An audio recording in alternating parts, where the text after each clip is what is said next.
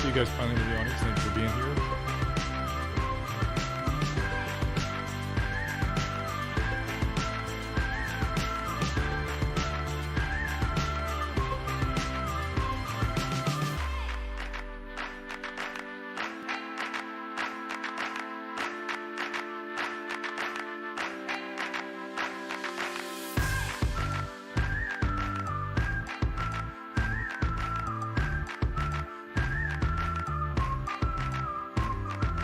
I've struggled with various digestive issues over the years, so gut health is extremely important to me. Now, while gut health awareness has increased, it has led to a wellness trend that inspired a host of kind of questionable marketing claims and even false claims. You've seen the word probiotic attached to all kinds of supplements, drinks, and more, and they may claim to deliver the healthy microorganisms our guts need for proper function, but all too often the promises are really too good to be true. Thankfully, I became aware of a company called Seed and their flagship product, the Daily Synbiotic. That's right. Seed's Daily Synbiotic offers 24 clinically researched strains of microorganisms in a single dose. These strains support gut, skin, and heart health and promotes regularity, sometimes within as little as 24 to 48 hours. To me, what really sets Seed's Daily Synbiotic apart is its delivery system. This is my supply. While some products may offer the right strains, they are fragile and they rarely survive the trip through your gut. Seed uses a capsule-in-capsule design that helps ensure that 100% of the probiotics reach your colon where they matter most. Now, I've been taking Seed's Daily Synbiotic, and I encourage you to check out their story and the science behind what they do. To try it for yourself, just go to seed.com/Dr. Drew. Use code Dr. Drew for 20% off your first month of Daily Synbiotic. That is seed.com/Dr. Drew. Use code DRW Dr. Drew. Hey everyone, it's a dose of Dr. Drew. Thank you so much. It's good to be back in our home studio. Thank you for joining us. We have Clubhouse going simultaneously, so we'll take their questions as well. Looking at you guys on the Restream, seeing if there's any questions there. Tom Cigars, you're at your all-time funniest today. I'm not going to repeat what you're putting up there. Do you want to do a little recap of your week last week again? Yeah, I had a kind of a strange week last week. I was in New York City, which was not in its normal condition. It was kind of and weird. our sound was kind of crappy on our last show. Yeah, we had some trouble technically when we tried to do shows from New York City. No, we're back in Southern California, but we were involved in a shooting at Peter Luger's Steakhouse, and it was quite an experience. There was customers were shot, and we were sitting there having dinner.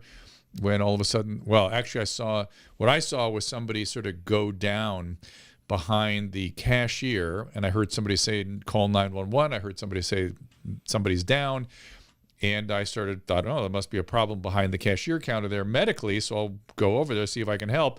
Well, as I was heading in that direction, the staff came running around the corner and threw me back the other direction and herded everybody into this whole big room of people into the corner. So 30 of us were piled on top of each other in the corner of a restaurant. So, of course, you did an Instagram Live, and here it is. So, what was just happening here? Well, a gunman was spotted, and we dropped to the floor. We're in a restaurant, having dinner, Waiting for our Susan, steak dinner. Zach, and the entire restaurant had to dive onto the floor. Let's go, No. yeah. Tell them where we are. We were at, I don't want to ruin this guy's reputation. We were at a steakhouse in Brooklyn, and what you see out there is ambulances and police cars galore. And this is all because we all dove under tables in response to gunshots. Other than that, no big deal. So, yeah. Now we know what it's like to go to high school in America. Welcome to New York. We're sitting here having a nice dinner. What's that? In that corner. What's happening? There's a lot of hassling going on? That's where I heard the gun out front. What's happened, Susan? Susan. Can you see it? Can you see the paramedics are running around? Yeah, they've got somebody. Should we go see? Somebody got shot. Should we go see? You're in the middle of a shooting at a restaurant. So, shall we go see? So I took the camera over to the... I was at the window when we were all down, actually. When we spent a lot of time trying to figure out where the bullets were coming waiters from. who were, we had no idea. They were standing while the rest of us were under tables and all over the place. So, I was like, I'm in the doorway. has that ever happened before in Brooklyn? You ever been through a shooting in Brooklyn? We don't really know what happened. There were gunshots. You heard them? There were gunshots. Should we go out front and see what's going on? Susan was a lot. I was heard still him. See all I the heard action gunshots. out there. There's a I lot was still going trying to on. figure things out. Contrary to public belief, Where's my steak? it's not usually zero. We were clueless as to what was going on. Where's my- I'm going to give Brooklyn credit for Yeah, we didn't know if this was a mass murder incident. We didn't, mass incident. No, We they didn't were know like if this 2 was minutes. a drive-by. We 5 didn't know minutes if would it have was felt a like an gun eternity battle. at the table. And it was a lot of interesting when the people were very cops showed up, upset. which was very quickly. So, Let's- yeah. we can end it here. It's right. But you guys have to see the good part, though. Oh, I know, I can't wait for the steak. It's a little late, but... Well, he was yelling for everyone to get down, get down, There's get down. something going on, and I said, and I heard the gunshot. I was like, Is that the best part? no. I have fight or flight syndrome. Whole thing, right? Okay, here it is. So well done, well The waiters were so proud of themselves. You did a good job. Run, everybody. Well, it was interesting. We're in this Everybody big can hear the room. sound. We're at Peter Luger's, and you assume they see all the can. cops and ambulances everywhere. But This is the beginning here of we it. go. It is? No, we go. here comes the steak. All right. Enough. We're gonna go on from the sublime to the ridiculous. So we're gonna go eat now. Thank you guys. Crazy. Drew is hungry. Short-term agreement. Oops, Next, sorry, I don't want that. Oh, shoot. I just lost that one. F. Bobo, I did leave them a big tip, as a matter of fact, because they were amazing. They were extraordinary. I went up to the front and congratulated the management and everybody. Those guys stood tall, and I had a strange experience in that I didn't get nervous, and I think the reason I didn't get nervous is those guys didn't get nervous. They took their care of their business, but I do remember one of the things that was worrying me when I was lying there, I was sort of in the window. I had people sort of tucked in under me. And I thought, if a shootout develops with the police, there's going to be stuff flying into this room for sure. That was what I was concerned about. And then again, we didn't know, was this somebody with intent to come in and do more? It was just an unclear situation. So Paulina's remark got her some shit on Instagram, though. yes, she did. And Yes, she was did. like, how do you deal with this? Like, oh, my God. Yeah.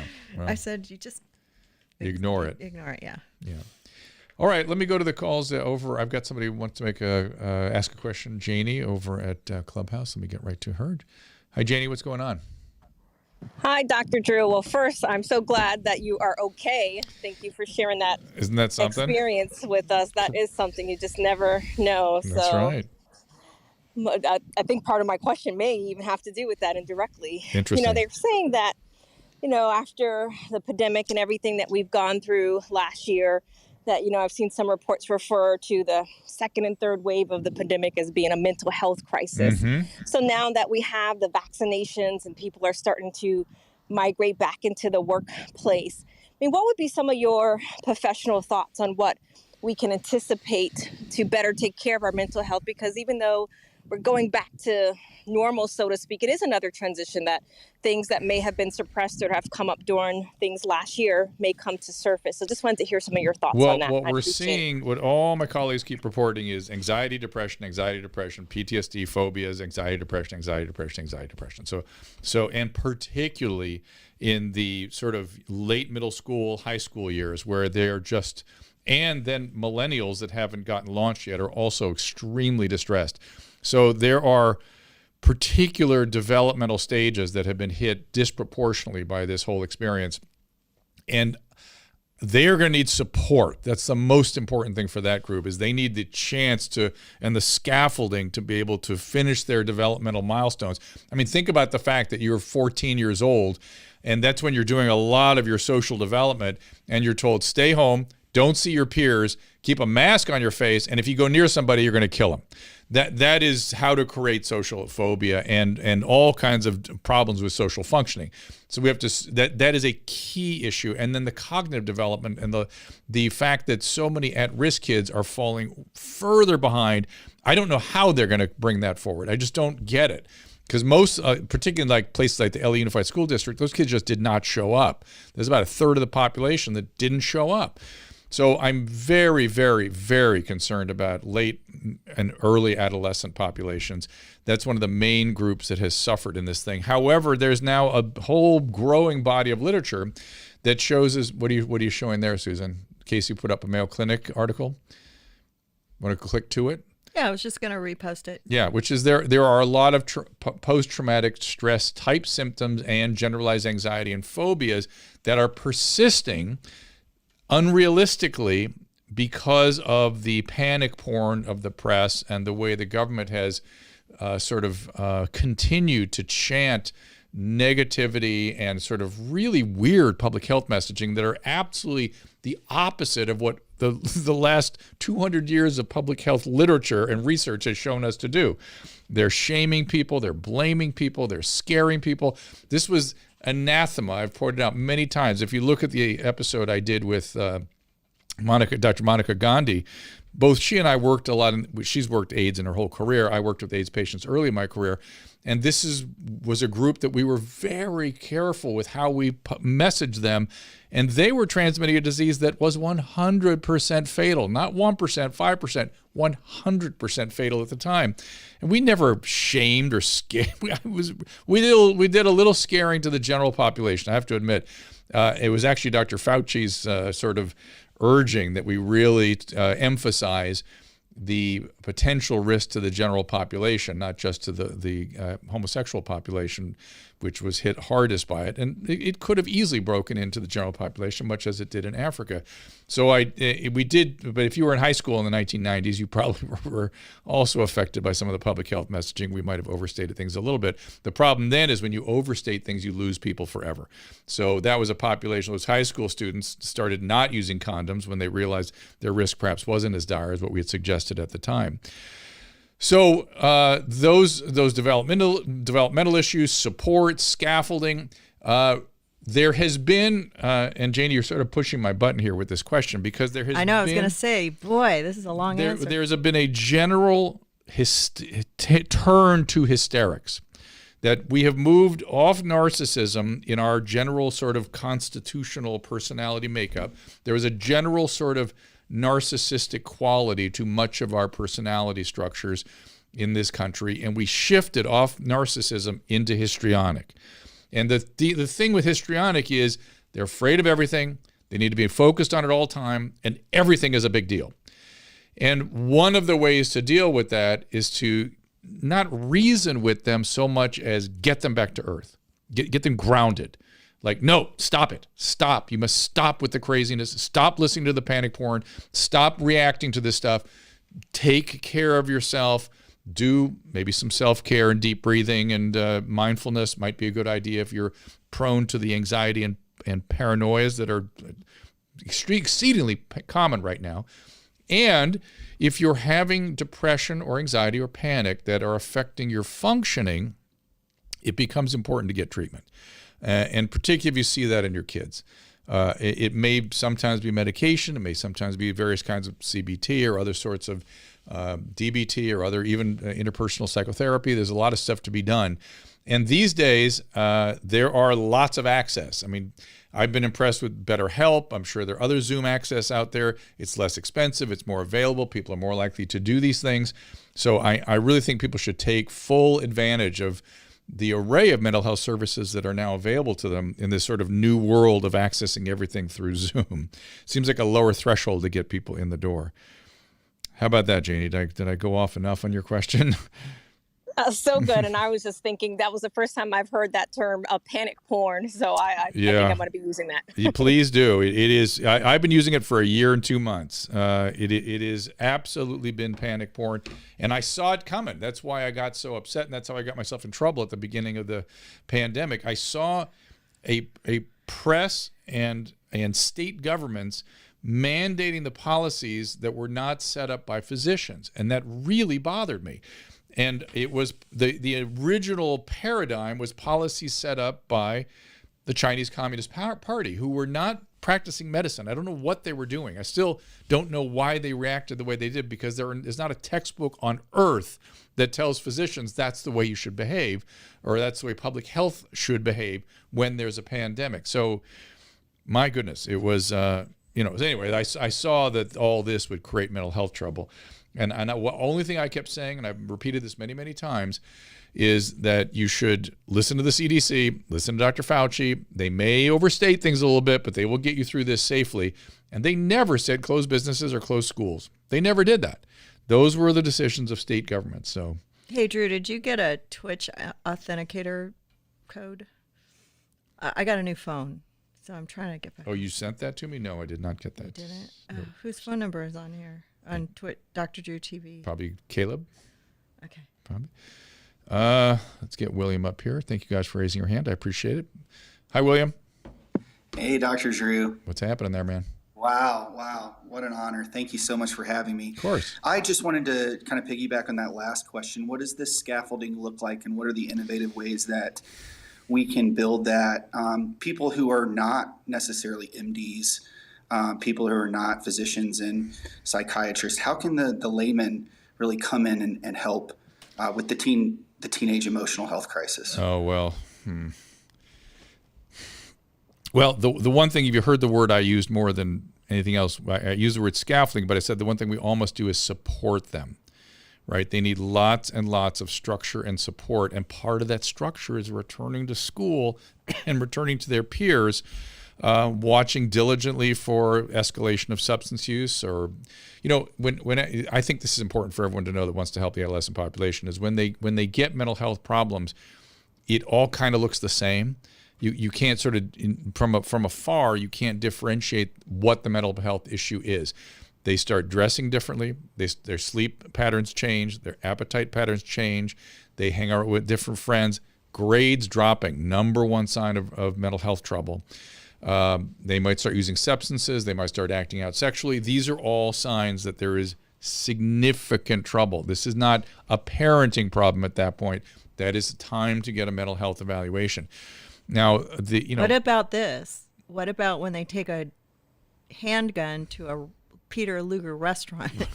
That's like that has to be a depressed person. I mean, that guy was only 20. Is that right? Yeah. I don't know. I don't know what that was. I have no business commenting on that because I don't know what that was. But I mean, it makes them act out and do crazy things. They will act out. Males will act out aggressively. That can be part of the syndrome. Like they were fighting over a girl or blah blah blah. Yeah, but in terms of what the general population can do, there's a couple things you should just keep in your mind. Obviously, those things are important.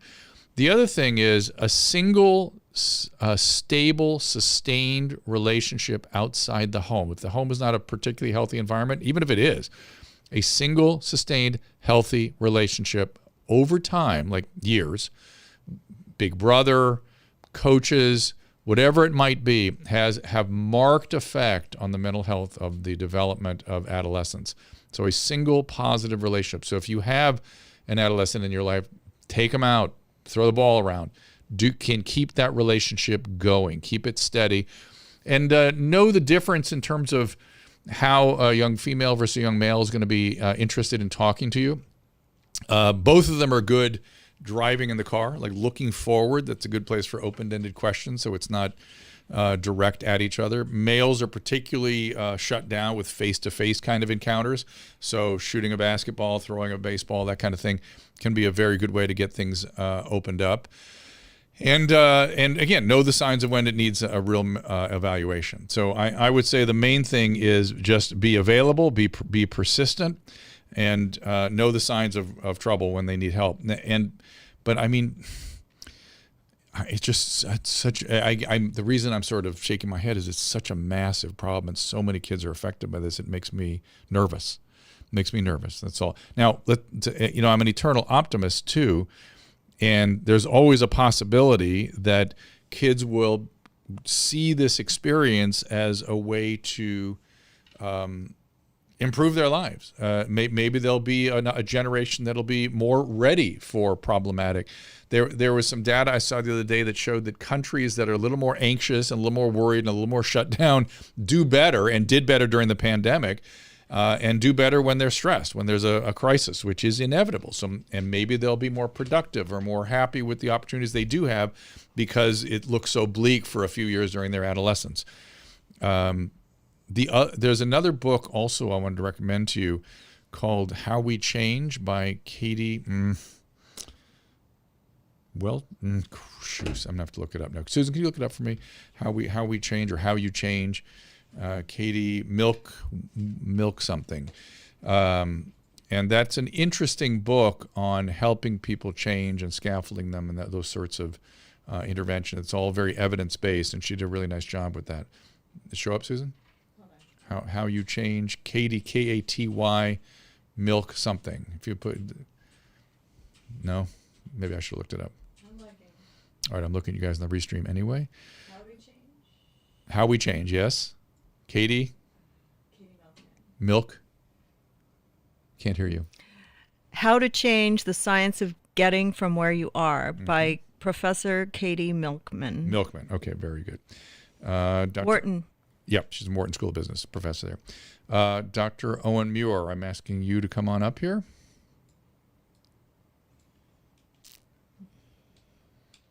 There you are. Dr. Muir, welcome. Mission accomplished. How are you, Thank you sir? so much, Dr. Drew. Pleasure. I'm great. I'm an Amherst College grad as well. No kidding. A bit after me, I suspect. A few years. Been a long time listener, first time caller. Nice. What's your practice now? And so I am a child, adolescent, and adult psychiatrist. Oh my God! Thank you for calling. Why don't I just put you in the host position? Anything? I'm so glad you called. I was sitting here thinking. I was thinking to myself while I was answering those questions, I was thinking, oh my God, I have a friend who's an LS and child psychiatrist. I've got to get her in here. But you showed up, so right. Have at it. Tell me more. What more can we do? What are you seeing? I am actually the expert witness for the legal challenge to the New York Department of Education to get the schools opened up for all the kids. Oh my God, God bless you. Yeah, it's. I just got off the call with the lawyers. They're filing tonight, is what I heard. Oh, fantastic! Will you please join the crusade in Southern California, because it's still almost nothing going on here. But was I correct in saying that this deterioration, one of the key moves in getting them back on their trajectory is structure, peers, cognitive development, right? So I think when we're talking about normal development of kids, that's true. When we're talking about abnormal development of kids, that's also true. Yeah. Because it takes about for any of us about 15 people in our life to kind of keep us sane, more or less. Mm-hmm. And when you're looking at abnormal development like borderline personality disorder, which first shows up in kids who are self-injuring, their first experience is around 10 with self-injury. And the thing is that gets better over time, kind of no matter what we do, but we want to make sure that happens before there's a suicide attempt or other sequelae that are really harmful. Mm-hmm. And it is those meaningful relationships outside the family that provide that scaffolding that you talked about. That is an unbelievably real phenomenon. And sometimes that's a therapist. More often it's a trusted adult. And so I do a lot of work with teachers in schools, teaching them the same approach that we have as therapists to basically be able to connect with kids. They have way more time with kids than I ever will. Yeah. And this is the real problem. The scaffolding for kids are those teachers. Maybe describe what we mean by, I'm not sure everyone gets our concept of scaffolding. I know what I'm talking about, but go ahead. Yeah. You do. But everyone else, scaffolding. So you're a kid and you've got a problem and you're feeling down, right? And the key to being able to talk about that is to have some sense that you're going to be understood. Feeling understood is the secret sauce, and trust is what lets us hear advice that comes back at us as relevant to the self. Mm-hmm. And so most of what we hear, we call bullshit on just automatically because most of it is. Yeah. If you've ever talked to a kid or seen an adult talk to a kid, it's just endless bullshit. Yeah. And the adult knows it and the kid knows it, and it's deeply insincere. Hey, come on, you just gotta, that 4-letter word, just. Yes. And for children to trust the advice they're hearing, it has to come from sources who they already have some kind of relationship with. And for the most vulnerable children, that's people they know in person, not people they're looking at on a screen. Right. And there's, to me, I was surprised screens we did as well as we did with them through this whole thing, because I really had a philosophy that bodies in space were a necessary piece of scaffolding, emotional regulation, all those sorts of phenomenon that help people cope. And it's true mostly for most people that you can get away with, less human contact than we thought. But for kids with ADHD or anxiety, and they're avoiding school, and now it feels good to avoid school, and they don't have to see all those other kids. And, oh my God! All right, so that's as I was describing these things that last caller called with a very specific what do we do? It's like if you noticed, I went my fear was that people are going to try to do things for kids that have serious mental illness or have burgeoning serious mental illness. Yes. So let's talk. And I don't know if you're seeing what my peers are seeing, but a disproportionate amount of stuff is presenting to them, particularly on the affect scale, right? Mood disorders, correct? Yeah. So unfortunately, I'm the worst person to say this because I only see essentially the most complex and treatment refractory kiddos. Yep. And I do research in neuromodulation for severe OCD, et cetera. What I will say is for OCD patients and kids especially, this is a perilous time. Yeah. Because OCD evolved in this context. Yeah. And so in many ways, they're not wrong when they say, look, this is keeping me safe. Right. And that's true, but the context is going to change. So you dropped a little interesting note there. Describe what you mean by OCD evolved in situations like this. The reason humans have the phenomenon of OCD was for people to be fastidious when? Right. So everything we have as a disorder, more or less, is something that in another context has an adaptive quality, or it wouldn't exist in the gene pool, at least psychiatrically, at the relatively common rates it does. Yep. Right? Yep. There's no thing that's harmful to human fecundity and evolution that shows up in between 1-10% of people. Yep. That's just not a thing. Yeah. So the context in which obsessive compulsive disorder, which is a brain disease where the cortico-striato-thalamocortical circuit gets you to be extra worried about stuff and wash your hands a bunch and really watch out for germs, right? And if there are a lot of germs around, like, a pandemic, that's going to keep you alive on average historically. Have you ever heard my theory on alcoholism, addiction?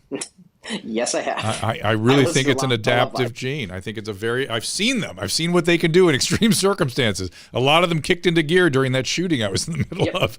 They are extraordinary good survivors during extreme circumstances. And I would argue many of them are kids with ADHD. Also. Yes, that's true. I wasn't going to identify, but now that you mention it. So Dr. Drew got busted. But I so appreciate you calling in. I appreciate the work you're doing. I don't think child and adolescent psychiatry is ever going to be more important than right now. And we need armies of psychiatrists. In California, we have so few. It's just pathetic. We have no beds to put people in anyway, so we make your job impossible. I'm an anti-hospital zealot. Good. Which should be more than happy to talk about at some point. Good. I have one thing I want to share with you, Dr. Drew. Yes, go. I did a Dr. Drew parody room the other day. Oh, really? Someday it would make my life if you follow me and I can ping you and you're free to watch me do my Dr. Drew impression. All right. Except it's terrible advice. It's just the absolute opposite. Well, you're going to make me feel bad then. I don't want to see that. You're welcome to parody me, but don't humiliate me in front of me. No. It's I'm doing the opposite of what Dr. Drew would do. Okay. Let's see. How do I do that? Follow. You're now followed. Okay. There you go. All right. Thank you so much for having me. All right. I'm so glad you called in. Thank you. I really appreciate it. Let's have a bigger conversation about no hospitalizations and what we do with people that are. Well, let's just have it right now, real quick. What do we do with people that are unable to live safely on their own? So here's the thing. The concept of unable to live safely on their own is based around a understood set of constraints about what you could do to keep someone safe. Okay. And it's also due to an understanding of what safety means. So do you know what the rate of completed suicide is immediately after psychiatric hospitalization for major depressive disorder? Relative risk. I do. So I'm busting you on this. Yeah. Well, it's I'm just 212,000%. It's up 12,000%. 212,000%. So the point being that the hospitalization accomplished nothing. The hospitalization increased risk. Yeah.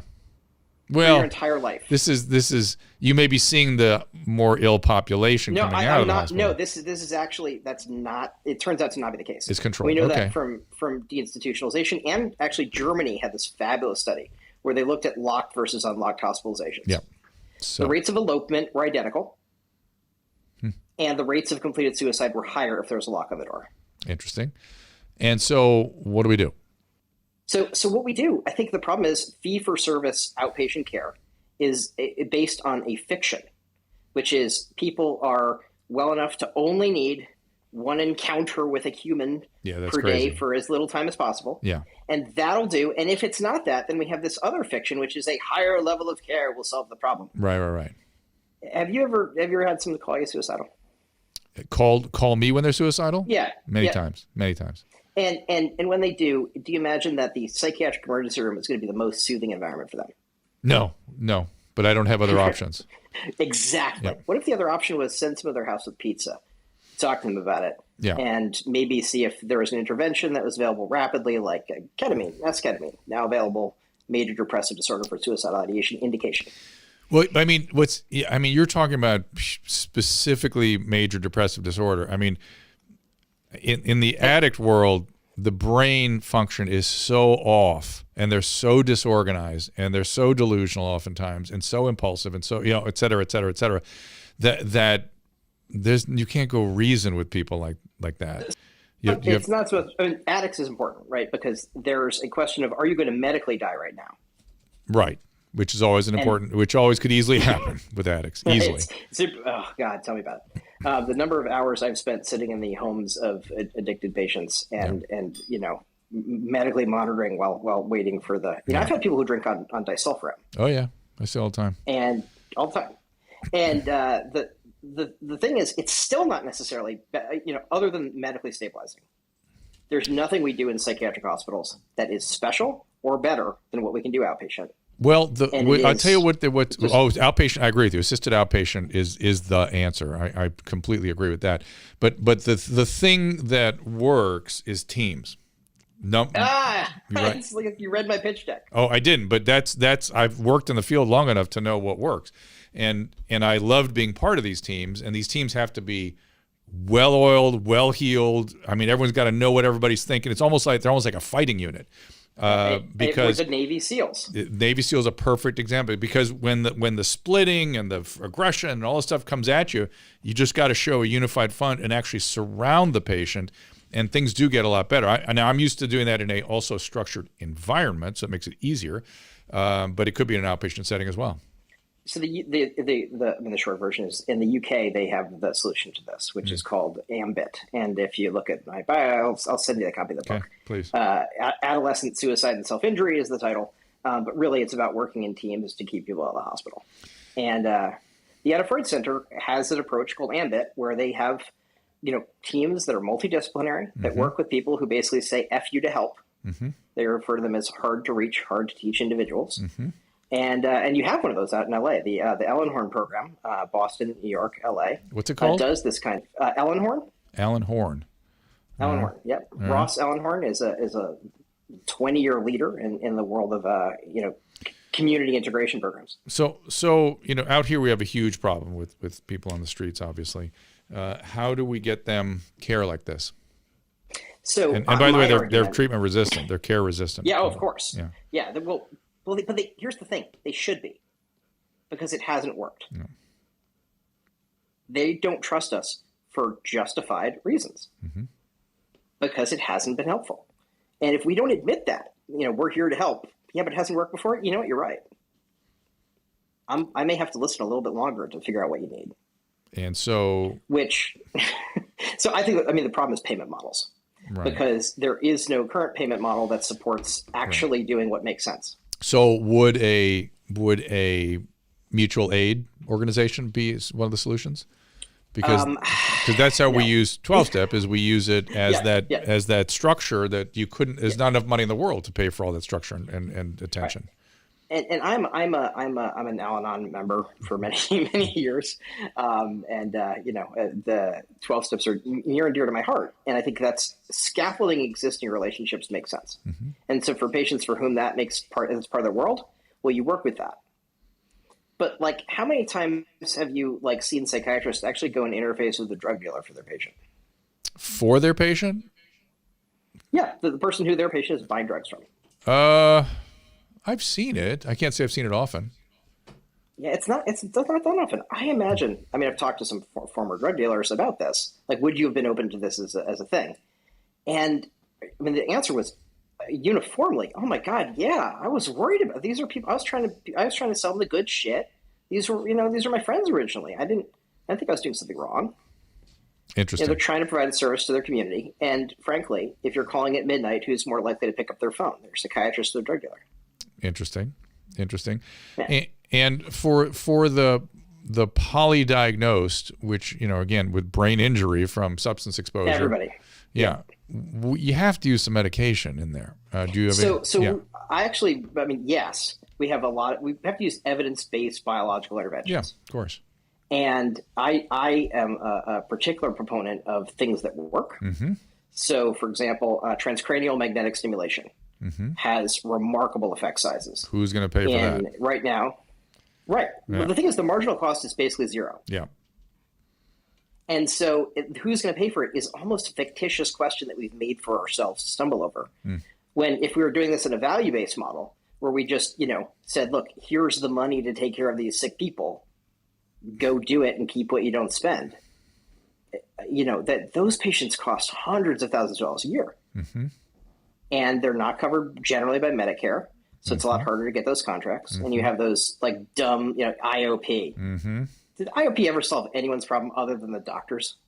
Well, you're calling IOP meaning the 3 hours a day outpatient program. Yeah, the small outpatient program. Yeah, it's nice, but then what? I mean, I had one once that was quite good, but we got canceled because we spent too much money on the patients.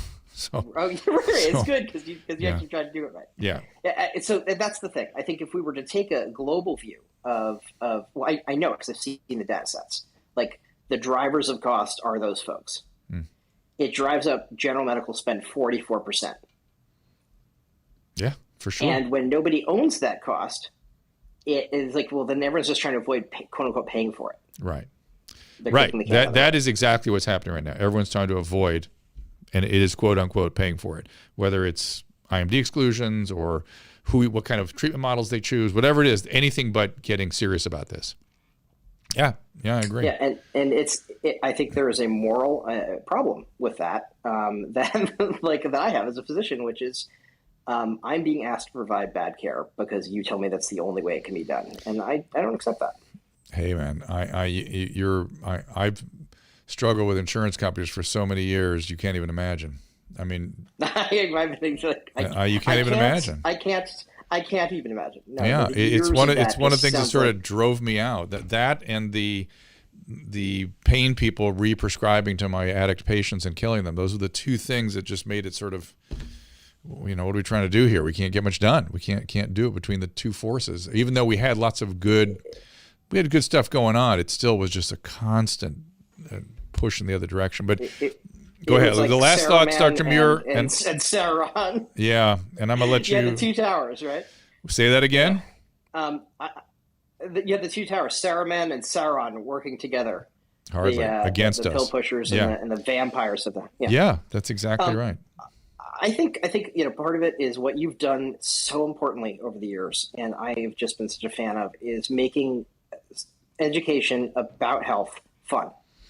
That's the idea, because they don't want to see us cloaked in our clinical garb lecturing them or shaming them, or all the things we did from a public health perspective during this pandemic. None of that is what people want from doctors or the healthcare system, and yet we just indulged in it for the last year. So let's see if we can get back to really shaping people's lives in healthy ways, right? I can't thank you more, and the example you set is an important one. I look forward to having a virtual drink. Yes, thank you, my friend. All right, thank you for stopping in here. More importantly, I mean, that's really important to me. Okay, let me see who else is in here. Joe's in here, has a comment. Let me get Joe up here. Hi, Joe. What's up?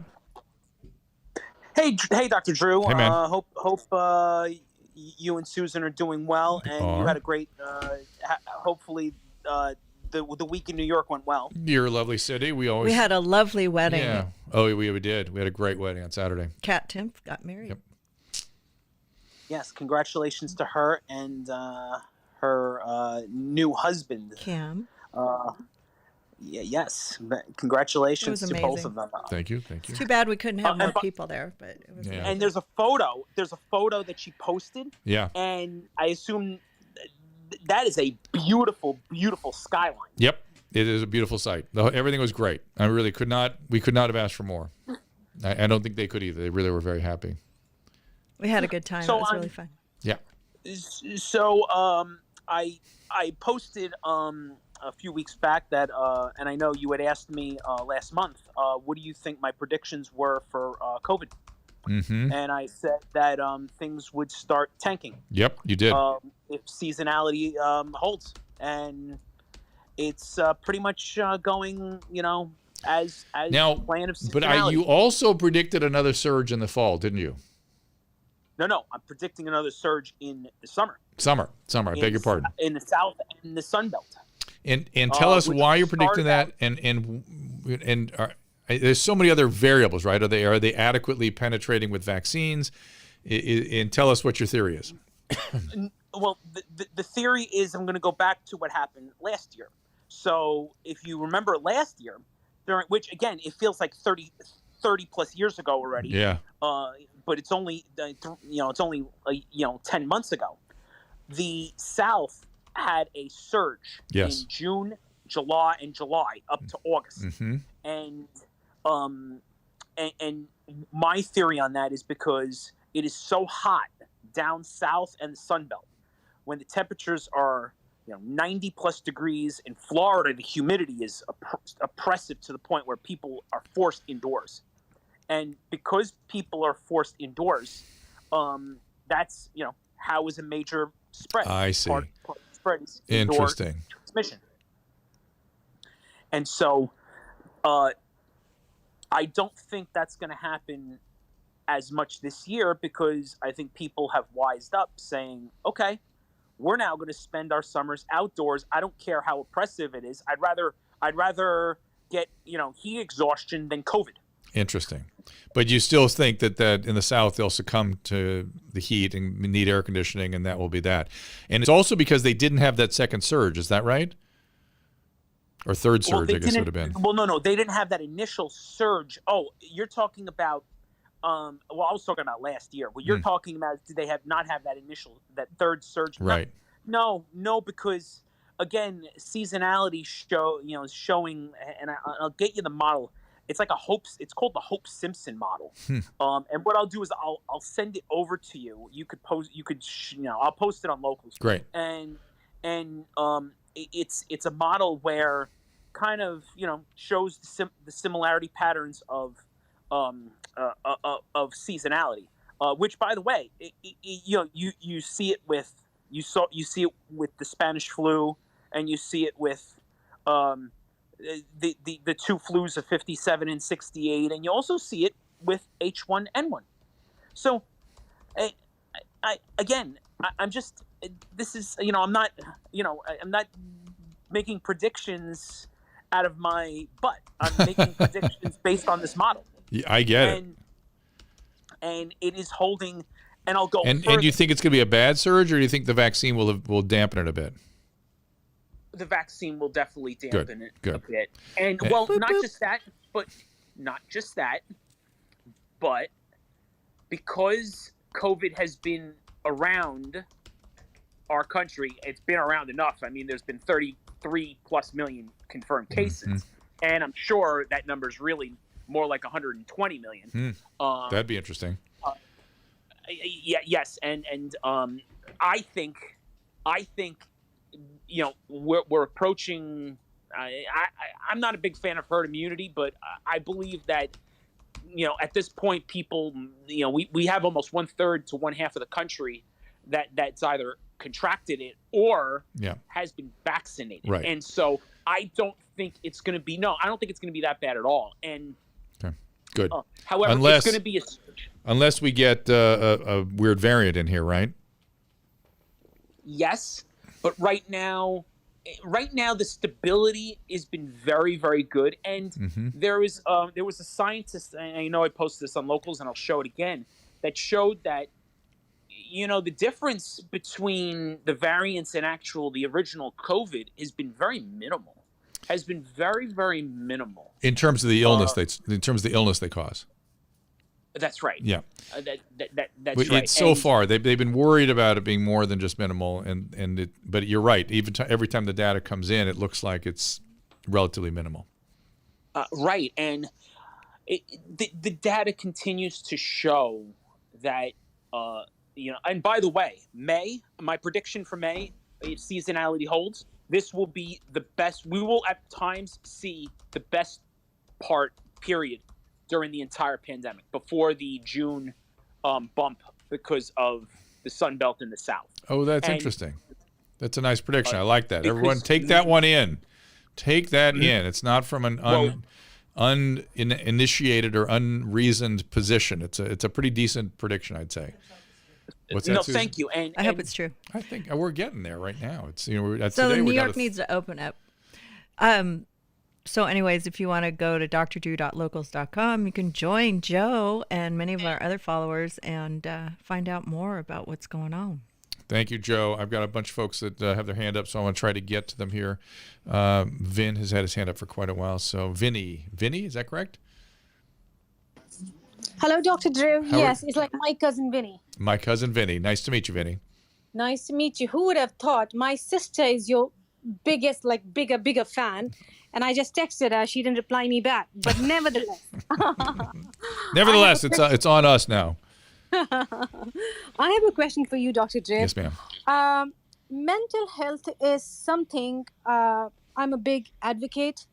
And there's a fascinating story. I'm trying to build the parallels between my life, what happened in the past, what's going on. Let me give you a brief. Because of this pandemic, all of us are staying home, a lot of problems, mental health, especially children. Now I'm going back to the world. When I was a kid, I was, 7, 8 years old. We were hit by terrorism. So where were you? Where were you? Kashmir, which is a conflict area you must be knowing between India and Pakistan. And and we were vacationing in Europe. Not only did we lose everything, we lost our childhood. We lost everything. Like as a child, there was nothing. Yes. But you know what's interesting? Because it's very interesting conversation. In fact, Owen was here and you were having a dialogue. What's interesting is psychologically, I guess it did impact us. And I do see it off and on. It did, say it again, didn't what? I think there was some psychological something going on in our heads, although we didn't understand, but I'm sure. But what I think is, I guess not having money, trying to build, my parents had to build everything again. We were busy doing that. I guess even if there was something going on in our heads, we didn't have an option because we had to make the living. We had to do what we were supposed to be doing. Now, what's interesting, Dr. Drew, there should be a case study on it. Now, this happened first time in the Western world, not only in the Western world, everywhere, where people are realizing how difficult is, right? It's terrible. It's terrible. Yeah. And even so, in terrorist areas, we didn't know if my mom and dad are going to come back. We didn't know. Like, it was like literally living in a fear. Am I going to be alive? Are we coming back? Yes. So what's interesting, Dr. Drew, is do you think the children right now, of course, what will 6, 7 years old or 10 years old understand the purpose and all that, but maybe having a conversation, some discipline, there was no social media back then, right? 10, 15 years back, or this much prevalent. Now everybody is, going to social media. Do you think having that human connection, working together, having maybe these simple chores, taking a small project together can help this? I don't know. I'm just thinking out loud. Yes. The answer is yes, yes, and yes. This is kind of what Dr. Owen and I were talking about, which is that it's kind of likely to go in sort of two directions. One, we're going to see more mental illness and more deterioration in certain populations. It's just going to happen. And we need to identify those people and get them the help to the extent that we can. The other group could flourish. And maybe this will be part of their life experience that will motivate them to do great things, right? And like you were saying, the more you get busy doing the things you can do and staying focused on reality on its own terms and doing, as you're suggesting, doing things with other people, the better we're going to be. But unfortunately, the government has shut the schools down and put distance between all of us, which is not allowing this to happen. And I would say the worst possible alchemy for people getting better through this. Now, I do agree with you that I think naturally people will start to do that once they can. And in some states, they're probably already doing it. That's what I suspect. It's not about going back to normal. You know, people always who are talking about what we're into now will often say, it's not going to be a normal, it's going to be a new normal. I think, you know, you ought to do a TED Talk or something on this, because if you could help people understand, new normal doesn't begin to describe what's needed. You know, what's needed is, and I think you're describing this, is priorities, relationships, diligence, focus on what's important, right? Isn't that what you're advocating? Absolutely, Dr. Drew. Yeah. You are, oh my God, I can't believe. There are a lot of people who have told me you should do a TED Talk. And I don't know, I've been quiet.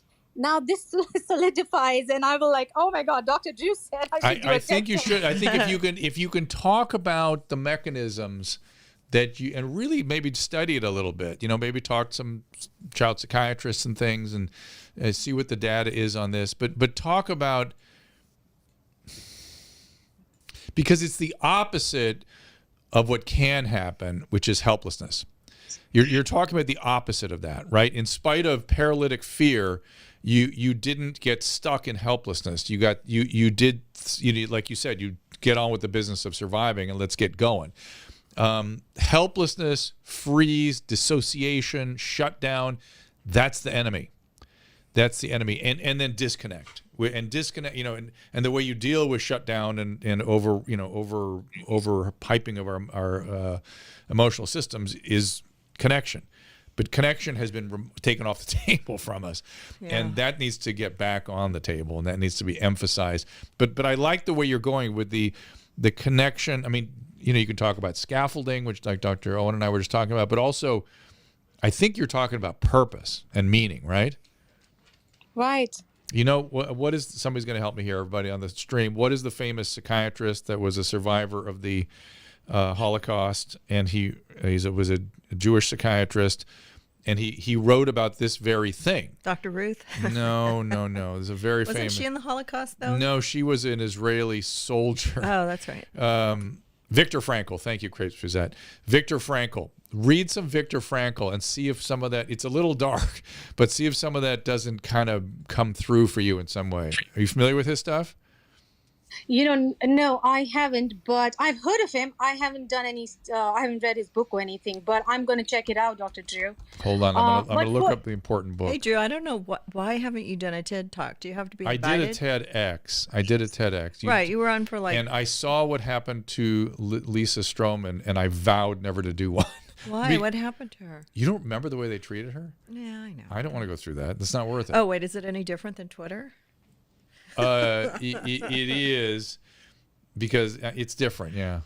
I think his book was called Man's Search for Meaning. Yeah, Man's Search for Meaning. Why do you think everybody gets treated the same? 9 days. 9 days, yeah. But I think I have a feeling between you and he, there might be something for us there. So I'm going to follow you too, and maybe you can also stay in touch and let me know how your progress is going. All right, Dr. Drew, I'm going to make you proud, and for all of the people here, I'm going to leave you with one thing. Maybe if there is someone who wants to talk to me, connect them with me. Why? When I was growing up, I had a dream of getting to Ivy League. So I was rooting for getting into Harvard Business School or Oxford. Didn't happen because we were just going with the flow. And then I graduated in 2019. Later than, you know, people do it in their early 20s. I did later. So, you know, if someone, you know, is feeling lost, or someone is feeling that they can't do it, I guess we can all do it, and we should do it. And Dr. Drew, I can't thank you enough. I will give opportunity to somebody else. but you made my day. TED Good. Talk. Well, Oh my God. You made our day too, but I like the we can do it. Don't fall into the if I can do it, you can do it. Just advocate we can do it. Okay? Perfect, Dr. Right. Joe. I can't thank you enough. All right, Thank Betty. you very much. Congratulations. Bye-bye. Very good calls today. My goodness. I know. Yeah. Okay, Randy has been waiting for quite Hi, some Anthony. time. I'm trying to get to the Sorry, I calls. didn't say hi to you. I was driving a car today. Randy, what's going on there? Great. How are you doing? Thank you very much for inviting me up on stage. You bet. I'm over here in Kyoto, Japan. Wow. So a little bit different perspective than what everybody else is doing. Please. I'm a tea master, ceremony master. Now, wait, slow down. Now, because your English is perfect. Are you? Sorry. Is that just because you studied it, or are you from here? No, I'm a Canadian. Canadian. Okay. Canadian living in Japan, teaching the tea ceremony, which is a little bit strange, I guess. And is this the Zen tea ceremony, that kind of thing? Exactly. Okay, got it. All right. Let's have actually, it. A little bit different perspective, I would guess, because over here in Japan, it's actually just from a couple of weeks ago, we went into a state of emergency in Tokyo, Osaka. I'm not sure about Nagoya, but also Kobe and Kyoto. Mm-hmm. But we don't have any mandated lockdowns or anything forced like this. And there's a lot of it. You don't even realize that there is a pandemic. All you see is that everybody, like with, let's say 90 whatever % of the population is wearing a mask, but they don't have the stigmatism in the beginning to be against it in the first place. They wear the mask quite commonly anyways. Right. It's just the percentage of people now is much, much higher. Yeah. But what we're seeing here is last year at about the exact same time, of course, we had the pending Olympics, and the case of infections was less than it is this year, to be perfectly honest. It's spiking right now, especially in the Kansai area, which is the western area of Japan. Mm-hmm. And every day they're getting records and things like this. And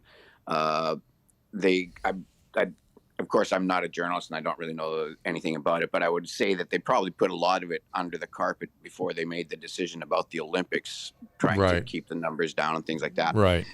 But now with the numbers that are up so much higher and all the talk about the Olympics, I was wondering what you would think about having the Olympics or hosting the Olympics here in Japan. Well, see, I think if you're fully vaccinated, you're in pretty good shape. So, and if you have high levels of circulating antibodies, whether you're vaccinated or not, you're in damn good shape. So, to me, as I read the science, it looks more and more reassuring that having the vaccine, having had the illness, if you're one of the 30%ers that have the sustained antibody response, you can pretty much go about your business. And so, for me, what they need to keep a track of is that. Not who's coming or how many people are congregating. People are smart. They're wearing masks. Great. And the people that should be, I don't want to use the word encouraged, but sort of welcomed in, should just document that they have immunity. And we should be in pretty good shape. Now, I could easily be criticized for that opinion, in that the potential for somebody with P1 variant to show up, or the B1351 or something, to get in and get around and get a few people sick, the data just doesn't look like that would be that big a deal to me. Now, I could be wrong. And you have to ask yourself, what's the risk tolerance? I think I've learned through this pandemic, my risk tolerance is a little higher than most people's. Especially if you're an athlete or a young athlete. But they're coming anyway. I think, Joe, Randy, you're asking, what about the big crowds, right? Isn't that what you're asking? Yeah, more or less that, because I kind of actually, to be honest, feel sorry for the athletes, because there are going to be a lot of people that won't be coming. Yeah, that's right. It is bad for them. Japan, yeah. And Japan has been in a situation where they're trying to do the right thing by their standards, and so it's a little bit strange. But hey, listen to this. Forget just the athletes. How about the money that the Japanese people had to lay out, and they're going to get very little back?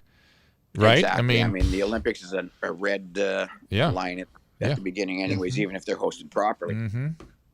And so the infections, like I said, they're spiking here, but the number of deaths is very, very low. And even if you look at the total numbers, to be honest, I don't have them off the top of my head, but I would just say we just passed within the last month or so the 10,000 deaths related to COVID. And again, of course, how much these are directly related to COVID, I don't know how they're tracking them. Like, say, for example, if you're in a car accident and you had COVID and you died, they're counting it as a COVID. Right. We did that here too.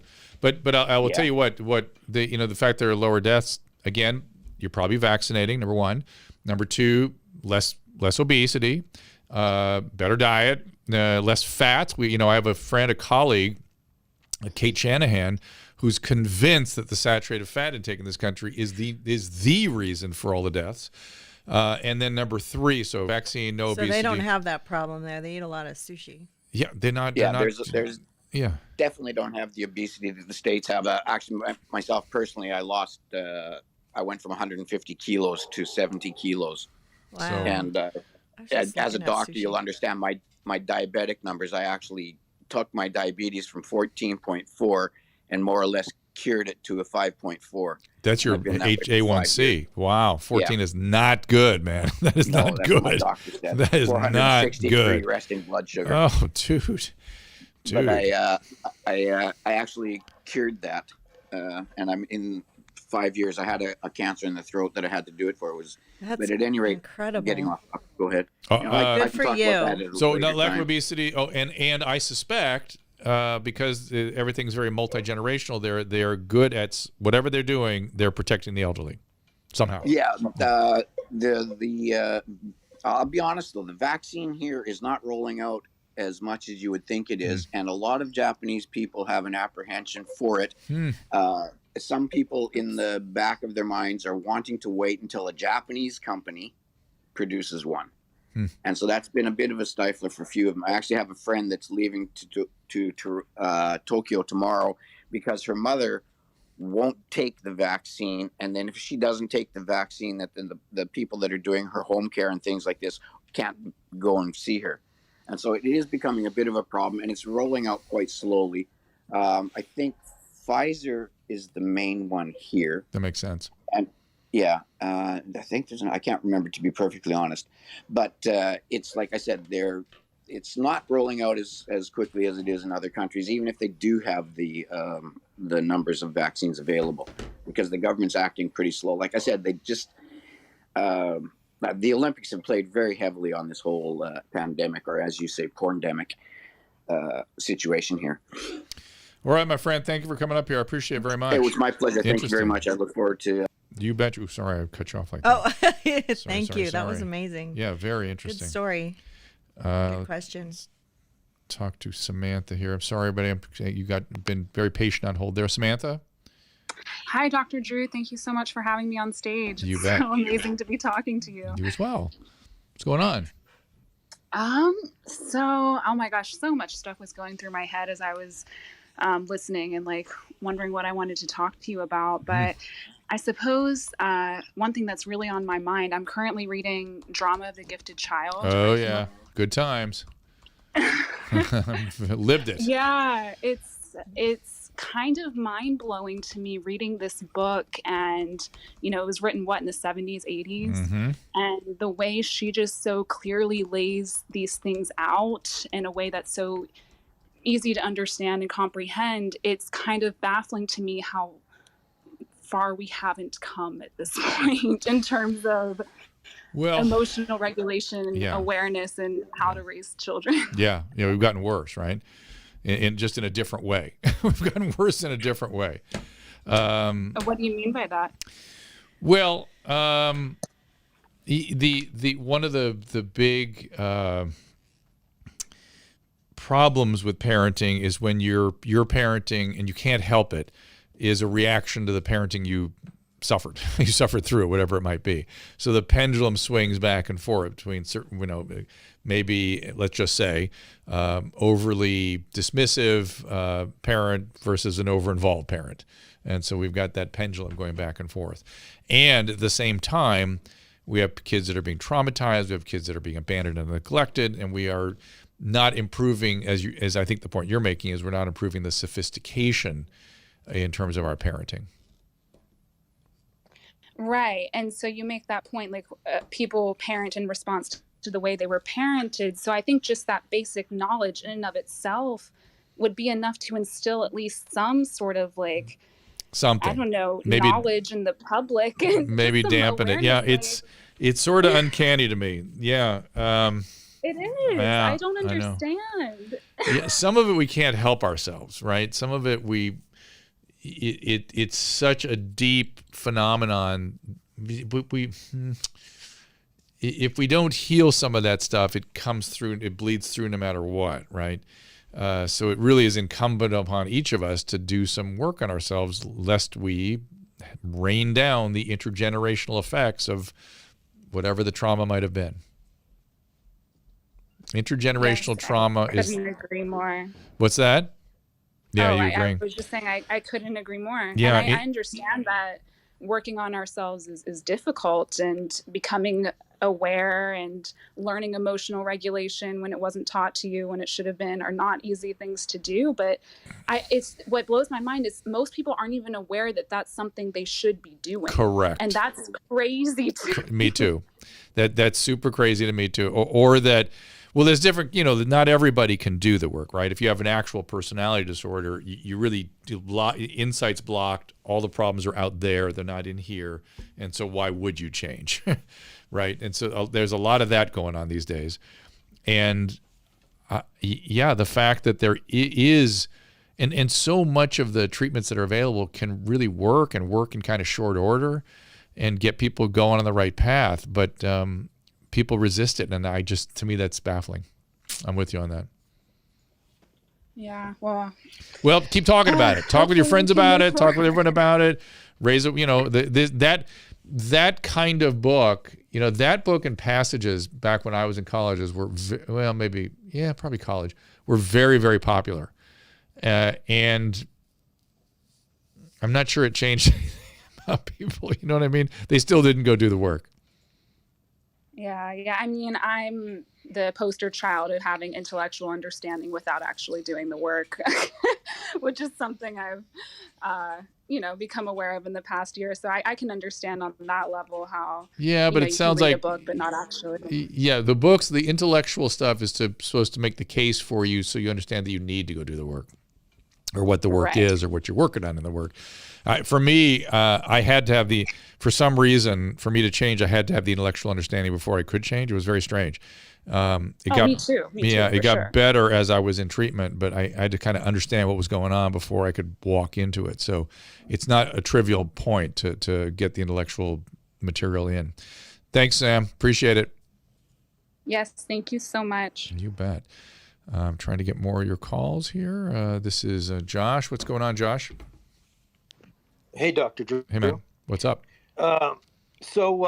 Great call so far. Really enjoyed just listening. And I really enjoyed Owen. And the book, The Drama of a Gifted Child, is really, really good. Mm-hmm. It really gets in there to the spaces where we don't know what we're really feeling and what we really think about ourselves. I remember reading that book and really enjoying it. But I wanted to bring our conversation back to something you talked about in the beginning, which was hysteria. And I wanted to ask you if you think that has anything to do with the lockdown. Well, it's kind of interesting. Well, yes, it had a lot to do with what was raining down on us in social media and the press. I mean, it sort of indoctrinated a certain amount of, obviously, fear, but the part that the press was not responsible for was the spin, the extreme almost gratification at indulging the panic and to getting involved in all the stories and to be, glued to the whatever material is in the social media. All of that is sort of just enhancing the drama. So it's one thing to say, well, the drama that was real was creating a lot of fear, was creating a lot of paranoia and that kind of thing. Yep, that's true. It should have. It of course it would. But the extreme, the fact that people can't any longer take a mask off when they're vaccinated and they're outside, that's histrionic. There is a lot of that. It's insane. People are having fear of being able to go back to landing in reality and getting back to Earth. And that is some sort of pre-existing histrionic phenomenon. And I'm seeing it even more so, and this is the other thing that convinced me of this. that some of the thinking that's out there is actually delusional. It's delusional thinking. And I interviewed a psychiatrist, Susan, I can't remember his name, about 6 months ago, who first said that he thought there was a mass delusion going on. And I wasn't convinced that there is such a thing. So he went out to society. Yeah, that's right. So he got outside and started talking to people and realizing that the first delusion I saw that would have led to a hospitalization was preoccupation with Russian agents and Nazis, and it was a preoccupation where people were thinking about killing people and worried they were around every corner, and we used to put people in the hospital for that. That was a crazy thing to be preoccupied about. I'm not saying that they don't exist. I'm saying to have a preoccupation about it. And then it went from one delusion to the next. And I thought, wow, now it's not a fixed delusion. It's not not something that does require treatment, because it seems to be sort of based on the histrionic sort of context plus all the environmental inputs that are making people extremely dramatic. So that's where I became convinced that we were going that direction. Mm-hmm. And I've heard a couple other mental health psychiatrists and things make a similar case. So the reason I asked is because hysteria is sort of a response. Not hysteria. Not hysteria. Histrionic. Histrionic right, personality, which has tendencies toward hysterical emotional reactions. I think dramatic may just be a better way of saying it. I'm not using a technical term. I'm just describing. I thought it had to do with worrying about your health too much. That can be part of it. It can be somatizing. It can be all kinds of different preoccupations. Go ahead. So I was just going to say the reason I asked is because whatever you want to call it, you can call it being dramatic, but it's a response to a repression. No, get that out of your head. Stop it. Can I just make my point? No, because whatever comes after repression is a term that's just not used. It doesn't. Well, what I mean is people are dramatic when they are being asked to say social distance. You know what I mean? It's a response to the pandemic. Social distancing is what I'm asking you. No, it's not the social distancing prevents the contact that allows for people to regulate their emotions, but the constant fear mongering, makes people. It stimulates their certain part of their central nervous system, the autonomic nervous system, and they go into overdrive and they can't regulate. And one of the ways to regulate is being around other people. And if you can't do that, the regulation doesn't develop. You watch Dr. Alan Shore's stuff. That interview, we really went through the basics of how that all works, and that can work for any condition.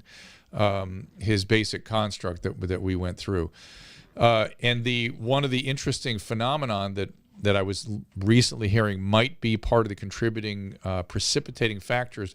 And by the way, I'm not saying histrionic personality disorders. I have no data that says personality disorders are up. I'm talking about the way I saw the narcissistic turn come on. I'm seeing a histrionic turn bleed in here. And there is some evidence that excessive praising and excessive rewards for trivial sorts of pursuits may be one of the precipitating factors. And doesn't that sound familiar about what we've gone through? What we've gone through lately, with everyone gets a participation trophy, everyone gets an award no matter what. And there is apparently some evidence, I'm led to believe, that may turn people in a more histrionic direction. Yeah, I mean, it's kind of like, if you don't let me, go out with my friends without a mask, then I'm going to be dramatic. It's I'm not a mental health professional, but I'm looking at it from the point of view of just basic push and pull. If you ask me to sit still, I'm going to do something that makes a scene. And I think that's part of the reason why you're seeing the histrionic, symptoms. It's because the fact that we've been asked to stay put for so long. I will grant you. I grant you. That trying to. I mean, just think about it this way: if you are put in a room with not much stimulation, not much to do, certain people will start to chew on their arm. You know what I mean? They'll start to preoccupy with things that maybe aren't there, or they'll worry about things. That is something that humans do when they don't have enough purpose, stimulation, direction, and social contact. I grant you that is a very unhealthy situation, and then it makes sense that whatever pre-existing stuff is there would sort of perhaps maybe be more likely to come on board. So I completely agree with you on that. All right, let me try to get some more calls here. We've got so many great people waiting. Let me try to get Michelle up here. Is that Michelle? Hi, Michelle. Michelle, can't hear you. Takes a minute sometimes. Yeah, you're up at the microphone, but I can't hear you. Try again. Oh, no. There you are. I hear you. Hi. Hey there. Okay, cool. So 2 things. Thank you so much for doing Teen Mom. I know you get a lot of shit. Thank you. And thank you for telling Ryan's parents to watch this last season, because they really fucking have to. Yeah. Second, it's pretty cool that you just talked about the autonomic nervous system. I had a different question, but I'm going to switch it to this one. Okay. I had COVID. I got a blood clot. I had long COVID. Oh, boy. Now I have POTS. I already had dystonia. Oh, boy. Now I have small fiber polyneuropathy and a whole bunch of other shit. Like, so hold on. So slow your roll there. It's a lot of stuff. Okay. So that It small is. fiber polyneuropathy, was that diagnosed by biopsy? It was, yeah. And did they talk to you about what specifically was going on in the neurons? So it's like an anti-Schwann cell or something. They'll sort of have very specific subtypes usually of these small cell neuropathies. No. No, Small fiber not really. neuropathies. Just, Okay. So we don't know the mechanism in your particular neuropathy. They're it's assuming. idiopathic. Okay. Yeah. Are they assuming it's related to the COVID? No, so that was pre-COVID. Wow. Oh yeah. my, that's a lot. Are It you is. okay now? No. So like my life was already a little bit hard and painful, and now it's gotten a lot more hard and a lot more painful. I know that a lot of other people have gotten like POTS and like brain fog and stuff like that. Are there any new developments that you know of that people are looking into because of this? Yes, Okay. yes. You should follow a guy on Twitter, Yo, the word doctor spelled out, and then Yo, Dr. Yo. He has, with Dr. Patterson, who was a famous AIDS researcher, a big study group they're putting together where they are trying essentially 3 things. They have lots of things up their sleeves. But one of the things is, there he is. She's showing his picture up there, and the music comes on automatically. Fluvoxamine for some people, particularly with high VEGF levels in their cytokine and central nervous system. So they're using ivermectin, they're using fluvoxamine, they're using steroids, and they're using Miravirac.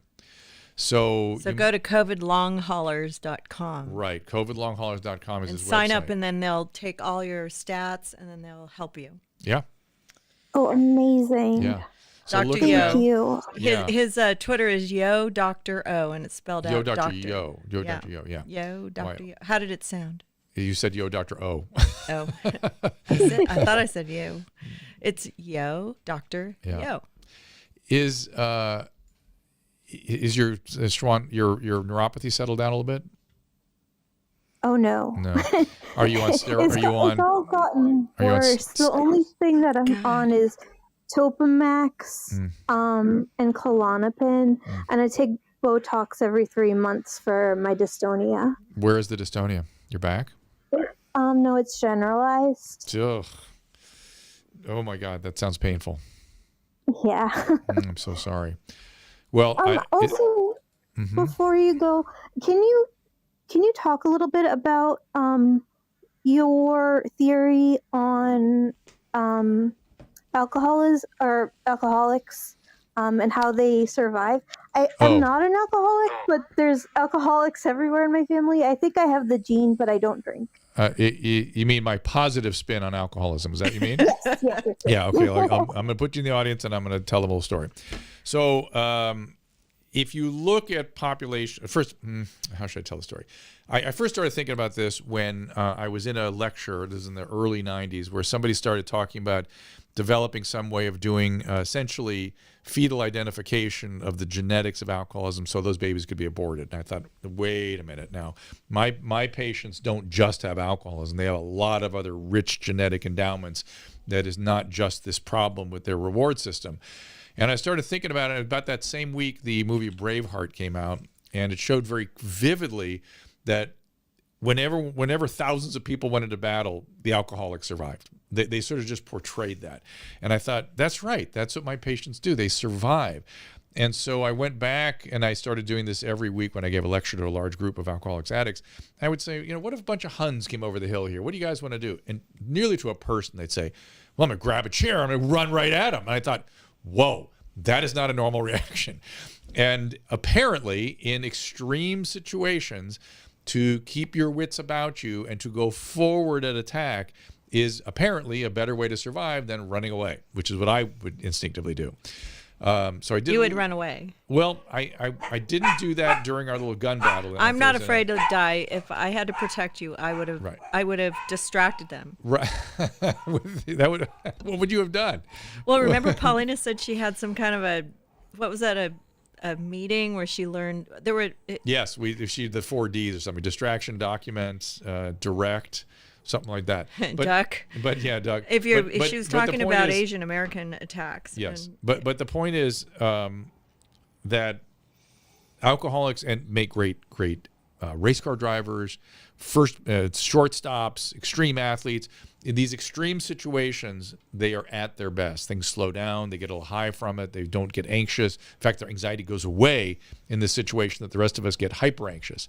So I've been many conversations with many groups of alcoholics addicts over the years to sort of refine that idea. And the reality is there's a reason that this disease has stayed in the human population at an absolutely steady state without reducing it. You would think if it causes all this death and destruction, the gene would sort of drop out. It doesn't. It persists because there are clearly adaptive advantages to having this thing. And they're smart and they have a lot of richness in the population. And if you look on the globe where the alcoholism gene emerges, it's in isolated populations that are repeatedly attacked genocidally. So Northern England, Scotland, certain parts of Central Europe, you just find that just emerges. Those are the survivors. And so it is literally a more evolved or more survival, has survival benefit, let's say. Yeah, I kind of wonder if my family has a lot of alcoholism in it in Prague, because when I finally met them in my 50s, after Nazism and communism, they were all alive. They're all survivors. That's right. Yeah, that's right. One. But no, he lived too. He was actually in the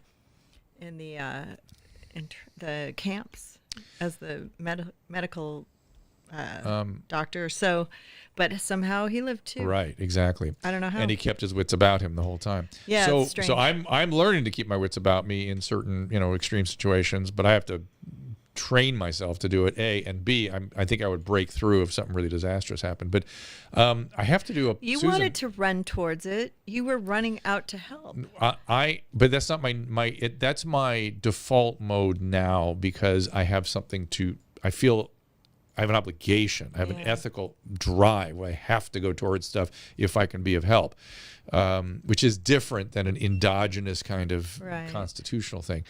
But listen, I have to do a podcast at 5 o'clock exactly, and it's almost 5 o'clock. So it's 4:56. I know this was. Fun. I'm sorry, those of you who have your hands up on Clubhouse. We will maybe come back tomorrow. Susan? Yeah, we'll do it again tomorrow. Okay. What time tomorrow? You're gonna. It's gonna be late tomorrow, like 5 o'clock, right around this time, maybe a little later, like 5:30 tomorrow. Yeah, I don't have any guests right now. We have a guest on Thursday. You have Dr. Brown coming in.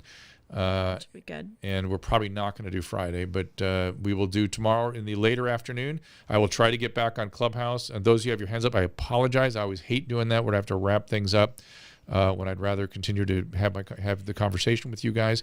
But I'm going to wrap this room up. Unless you want to stick around for a sponsor. See you tomorrow.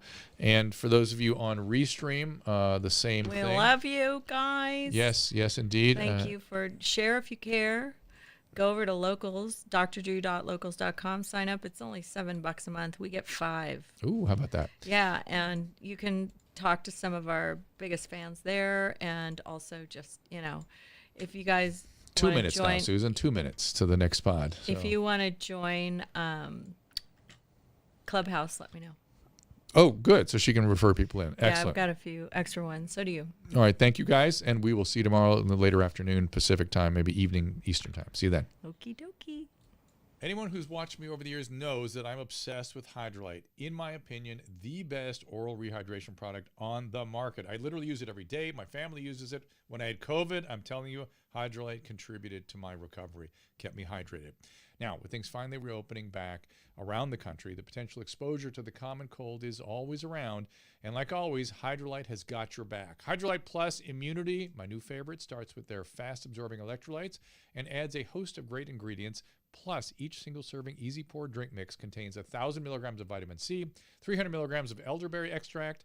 Hydralyte Plus Immunity comes in convenient, easy-to-pour sticks that rapidly dissolve in water, make a great-tasting drink, has 75% less sugar than your typical sports drink, uses all-natural flavors, gluten-free, dairy-free, caffeine-free, non-GMO, and even vegan.